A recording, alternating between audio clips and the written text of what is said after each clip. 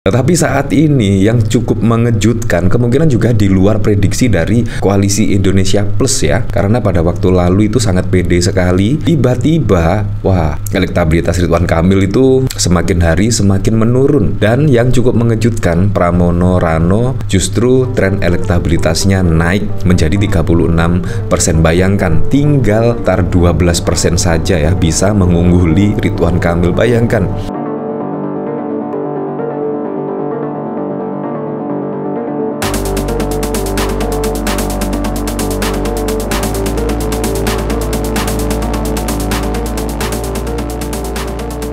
Nah, ini memang sungguh di luar kendali ya. Karena apa?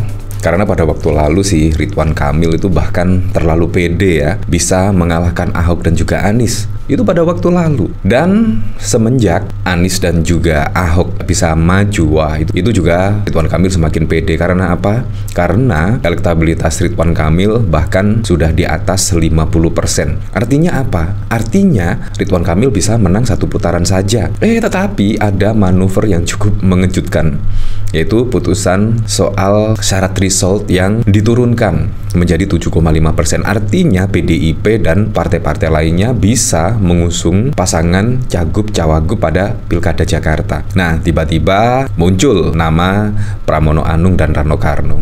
Itu pun juga masih tetap pede ya. Karena apa? Karena elektabilitas kedua tokoh ini, Pramono dan Rano Karno, itu bahkan tidak ada di berbagai lembaga survei pada saat lalu. Tetapi saat ini yang cukup mengejutkan, kemungkinan juga di luar prediksi dari Koalisi Indonesia Plus ya. Karena pada waktu lalu itu sangat pede sekali. Tiba-tiba, wah, elektabilitas Ridwan Kamil itu semakin hari semakin menurun. Dan bahkan kalau kita lihat pada waktu lalu dari survei LSI misalnya, Ridwan Kamil itu memperoleh 51,8% dan Rano Karno memperoleh di sekitaran 28%. Terus beberapa minggu kemudian ada survei lagi dari Poltreking, Ridwan Kamil dan Suswono turun elektabilitasnya menjadi 48%.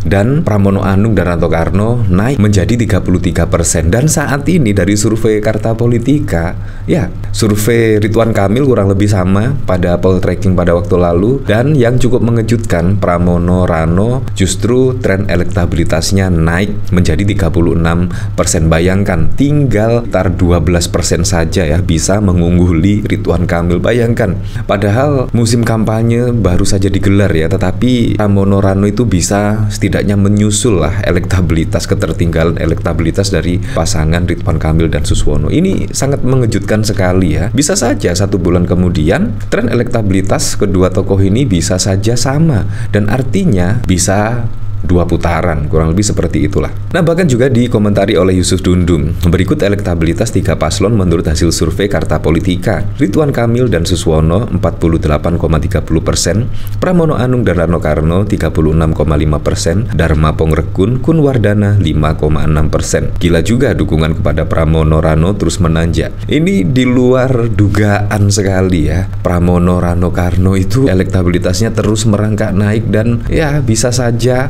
menyusul dari elektabilitas Ridwan Kamil dan Suswono. Sungguh mengejutkan sekali ya. Kemungkinan ada faktor Rano Karnonya karena popularitasnya itu menurut saya sudah cukup tinggi ya, dan kemungkinan sudah dikenal oleh masyarakat Jakarta. Apalagi pemain bintang film yaitu Sidul anak sekolahan, siapa sih yang gak kenal dengan Rano Karno ya. Bahkan yang cukup unik sekali, ada tren penurunan elektabilitas Ridwan Kamil Suswono. Ini sungguh mengejutkan. Hanya beberapa minggu saja tren elektabilitas dari Ridwan Kamil dan Suswono turun 3%. Ada apa ini? Dan yang cukup keren lagi, dari pasangan Pramono Rano itu naiknya wow sekali, mulai dari 28% ke 36%. Artinya lebih dari 8% dalam beberapa minggu saja sudah naiknya wow sekali. Dari awal hingga akhir September, RK Suswono turun 3%, Pramono naik 8%. Pantas ya Bogor buzzer-buzzer, PKS mulai panik, mulai bikin hoax, dan politik identitas RK mulai terkejar. Carta Politika ada tren penurunan elektabilitas Ridwan Kamil Suswono. Nah, bahkan juga dari Kaisang ya setidaknya ikut panik lah. Bahkan pada waktu lalu akan menghadiahi tidaknya pesawat jet. Wah, walaupun itu gurauan, menurut saya itu juga ada kepanikan sedikit lah. Nah, kalau kita melihat dari sini ya, dari Detik News, survei Carta Politika, tren elektabilitas Pramdul terus menanjak. Lembaga survei Carta Politika merilis hasil survei elektabilitas calon gubernur dan wakil calon gubernur Jakarta. Dalam temuan di survei terbarunya, pasangan calon gubernur nomor urut 3, Pramono dan Dul, memiliki tren elektabilitas yang terus menanjak. Hal tersebut disampaikan oleh Direktur Eksekutif Carta Politika dalam rilis survei Jakarta dilaksanakan oleh Carta Politika dalam tajuk mengukur jagoan elektoral di Pilkada pada 3 Oktober. Dalam simulasi, pasangan jika melihat tren dari 3 survei nasional LSI, Poltreking, dan Carta Politika, lihat bahwa elektabilitas dari awal September hingga akhir September, RK Suswono turun 3,5%, Darmakun naik 2,4%, dan Pramdul naik 8,1%, ujar Yunarto Wijaya. Terdapat beberapa pertanyaan yang diajukan oleh Carta Politika.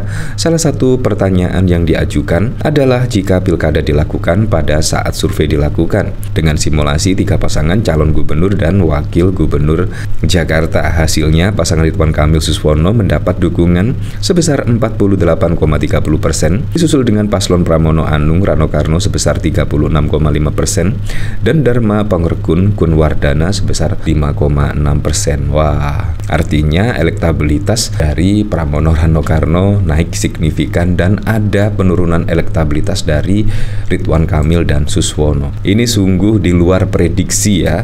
Kemungkinan dari Kim Plus juga di luar prediksi.